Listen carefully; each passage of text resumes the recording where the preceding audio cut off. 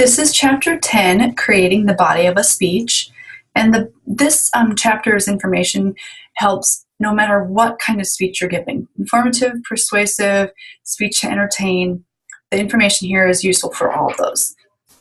There are three parts of a speech. First is the introduction, and that just establishes the topic for your audience so they know what's going on. And we'll cover that in a different chapter. We have the body, which is the meat of the speech. That's what we're covering today. And then the third part is the conclusion, and that just wraps up everything at the end of the speech. Like I said, this chapter focuses on the body. And when speakers aren't organized, they are not perceived as being credible, which then affects their ability to persuade the audience. So it's really important to be organized so you appear credible, so people believe what you're saying, and you can persuade them more easily. It can also lead to your audience not remembering specific information from the speech. So clear organization helps. 1, 2, 3 helps them visualize it. So first you want to think of your general purpose for the speech. This is the broad goal. So again, inform, persuade, or entertain. Those are the three main purposes of a speech. Then you think of your specific purpose of the speech. This informs the listener about the who, the what, when, where, why, how. You state this as a sentence. It incorporates the general purpose, specific audience, a prepositional phrase that kind of summarizes the topic. And there are a few examples. So the general purpose might be to inform. A specific purpose would be to inform culinary students about the history of the sandwich. That's a very, very specific purpose.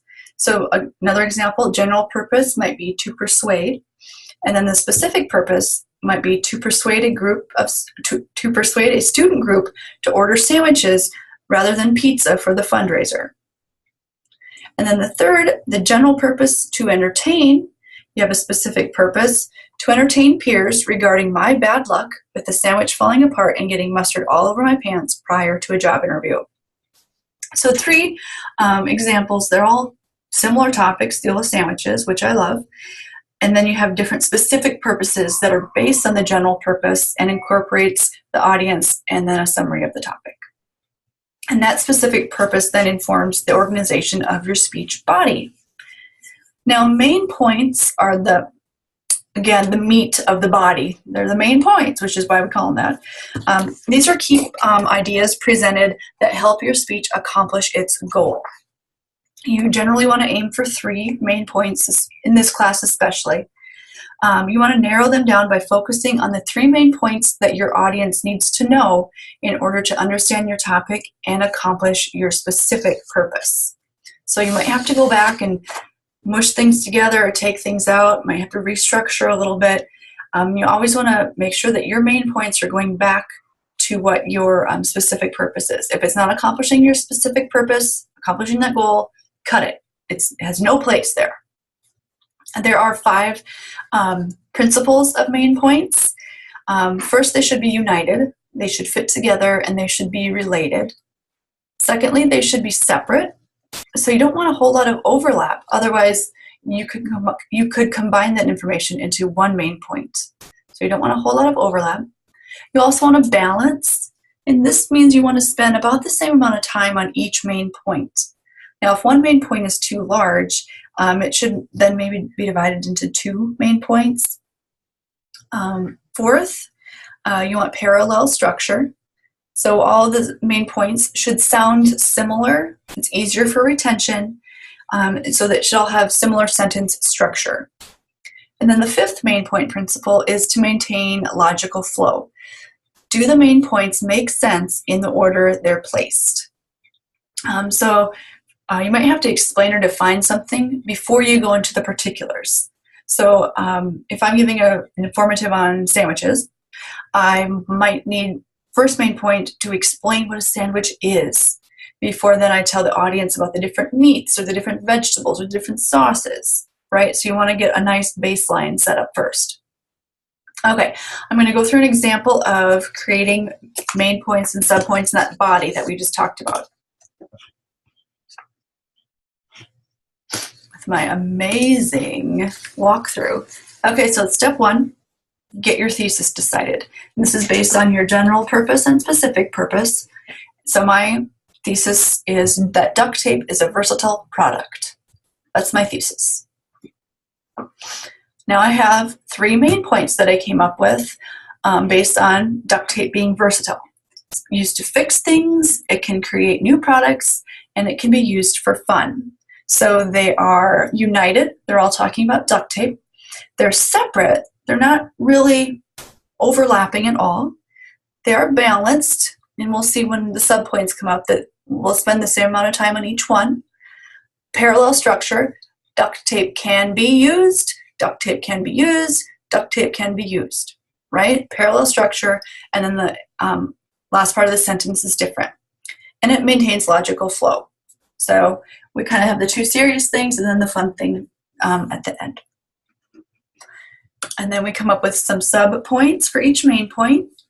So with fixing, repairing holes or the inside of your shoes, creating new products, you can make a duct tape backpack, or a duct tape wallet.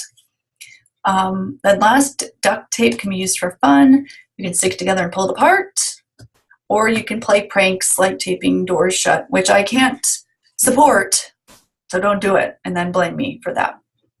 So you want to come up with all those subpoints. And then we'll come back to this in a bit. Then we come back and do transitions. So we'll stop this for now. You have to look at me again.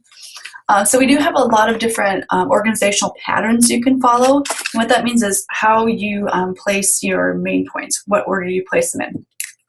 First one is categorical or topical. And this is when information is organized into categories, which helps people understand a single topic. And I'm just going to use sandwiches as much as possible because I like them. So topical might be various types of sandwiches. So I might have a grilled cheese, a hamburger, or a cold meat sandwich. And those 3 are 3 topics, and you can rearrange those main points in any way, and it doesn't affect anything. So like you don't have to know point 1 in order to understand point 3. You can rearrange them. It's topical. The second pattern is comparison contrast. And this is where you select 2 objects or ideas and demonstrate how they're similar or how they are different.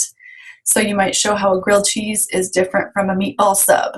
You know, you want to point, the first one you point out both in basic terms, kind of describe them. And then point 2 shows how the sandwiches are similar. And then point 3 shows how the sandwiches are different. It's kind of be an interesting approach. The third organizational pattern is spatial, and that's a format where the speaker organizes information according to how things fit together in a physical space. So for this one, you might have a map of the United States and describe the spread of sandwich consumption across the US. So it started on the East Coast, and then they made these kind of sandwiches, and then we moved to the middle of the country where they made these, and then finally they made it to the West Coast where they made these and put avocado on everything. So that would be very spatial because it's showing how it moves across something. Other spatial things might be if you're describing a castle or any sort of solid object where you want to give sort of dimensions. You want to walk through the castle, explain the foyer, then here are the stairs, and then here's the upstairs. Or if you're talking about different buildings, you might go floor by floor, and then finally on the top floor we have whatever. So spatially can be used a variety of different ways. Fourth, we have chronological, and that's where the information is presented in the order in which it occurred in time. And it either goes backwards or forwards, whatever one makes sense to you. So I might describe the invention of the sandwich and its evolution throughout the years. You didn't know I could talk so much about sandwiches, did you? You haven't heard anything yet. We're still going. The next organizational pattern is biographical. And this is generally used when a speaker wants to describe a person's life.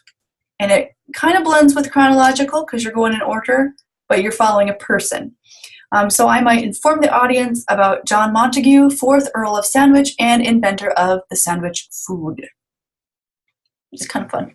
So you can do that. The next organizational pattern is causal. And this is a speech format built on 2 main points, which is cause and effect. So I want to inform my audience of the sandwich's effect on other lunch items purchased and consumed. Another pattern would be the problem, cause, solution. This is a speech format where a speaker discusses what the problem is, what the speaker believes is causing that problem, and then what the solution should be to correct that problem. So this would be a good persuasive organization. So I might want to persuade SIUE Dining Services to open a Subway in the muck. So the first main point, no healthy options available, because I'm pretending I don't see the salad bar. Second point, it can lead to unhealthy eating habits and contribute to obesity problems. And then the third, opening a Subway would increase the healthy options available. Problem, cause, solution.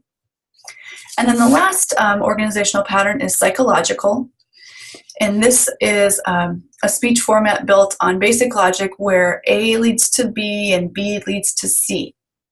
So sandwiches can be used to lose weight. You want to discuss healthy sandwich options, food groups, nutritional components, and how that can then lead to weight loss. Like Jared from Subway before the whole scandal, so this led to this, which led to this. So then it was a good thing for the sandwiches and for Subway. So those are the different common organizational patterns. Now, just a little bit of information to keep in mind when selecting an organizational pattern. Not all patterns work for all speeches, right? It depends on what your purpose is and what your thesis is going to be. Some patterns are well suited for persuasive speaking. The comparison contrast, problem cause solution, like I said, and the psychological. Those would all be good for persuasive speaking. And you can combine two patterns within the same speech. And it really depends on how much time you've got. You know, within one topical pattern, you might have chronological subpoints. It just depends on how everything works out and what your supporting material indicates. Now that we have kind of the body figured out, we want to keep the speech moving, and so we use a variety of devices to keep the audience paced with information. And it also aids in the overall fluidity of the speech, which means it makes it sound really nice and flowing. So we use transitions. And I'll share this again with you so you can see my fabulous transitions. Okay, so here we are. Duct tape is a versatile product. Got all these. And we add a transition. Now, a transition is a phrase or sentence that indicates that a speaker is moving from one main point to another main point in the speech. Sometimes you can summarize what was said in one point and preview what's going to be discussed in the next point. And there's a great table 10.1, a lot of good transition words. But for this one, I'll show you just some transitions I use. This is more of a signposty type thing, but it's a transition out of the introduction and into first main point. So first, we'll look at how duct tape fixes things, go through all that. And then I kind of do a little summary. As well as fixing things, duct tape can also be used to make things. And then the last transition, and if you don't want to use duct tape for practical purposes, which is point A and B, you can also use it for entertainment. Moving to point C. So those are always nice to use. These are required in your speeches. I encourage them all the time, and in your writing. If you're in an English class or writing for any class really, use the transitions in between your main points. It really helps the flow of everything. I am a huge fan of transitions. Okay, so that's one way to keep your speech moving. You might also use internal previews, and that just gives the audience an idea of what's coming up and next in a section of speech. So you're going to highlight what you're going to discuss within that specific main point. And this is especially helpful for longer speeches. So if your main point takes up this much of your paper, you might want to give a little overview of what's going on there. If you're doing any sort of research write-ups, these are helpful in the literature review. So, you know, this section is going to talk about A, B, and C. And then you talk about A, B, and C. And then you go to the next chunk. And you say, okay, now this section is going to talk about this. So it's good for writing. It's good for oral organization. They're perfect. I love previews. It's also when a speaker clearly informs the audience what he or she is going to be talking about in a clear and organized manner. And when we do that, then the audience listens for those main points because you already told them, hey, make sure you listen because I'm going to tell you about this. And then the audience is like, okay, there's 4 main criteria for choosing a car. And so we're going to listen for those 4 main criteria. One example might be, to help us further understand why recycling is important, we will first explain the positive benefits of recycling and then explore how recycling can help our community. That's nice. And then you might transition, to help us further understand why it's important. We'll explain the positive benefits. Oh, wait, I just said that. So in context, now that we've explored the effect that a lack of consistent recycling has in our community, let's explore the importance of recycling in our community. And then you go forward and you say, to help us further understand, we'll first explain X, Y, and Z. Sorry if that was confusing. And then we have the internal summary, is the third way to keep your speech moving. This is a portion of a speech delivered at the end of a main point to remind an audience what they just heard. So it's the flip side of the preview. So they're best used when the information within a specific main point was especially complicated. So you explain everything and then you do a little summary of, okay, so just a reminder, what you heard was this. So we might say, in this section, we've explored how bullying in schools has shown to be detrimental to the victim's grades, victim's scores on standardized tests, and the victim's future educational outlook. So that's just a summary. Hey, remember what I told you? Here it is again. And then the fourth way to keep things moving is through signposting. And this is a guide the speaker gives his or her audience to keep the audience up with the content of a speech. It's what I've been doing. Now, when I say the fourth way of keeping your speech moving, the first way, the second way, those are signposts. Those are easy to do, and they're really helpful. Signposts at the beginning of a piece of information help the audience keep up with what they're discussing or what you're discussing. So you might say the first function of credibility is competence. The second function of credibility is trustworthiness. And the third function of credibility is caring or goodwill. And like everything else, signposts can also be used to highlight specific information that the speaker thinks is important. These help draw attention, and specific words and phrases that help out are available in Table 10 in the textbook as well. And it's just things that draw your attention.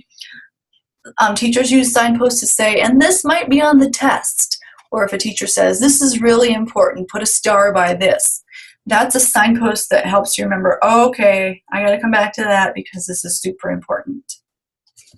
The remainder of Chapter 10 goes through a sample speech and indicates the various parts of a speech that we went over today.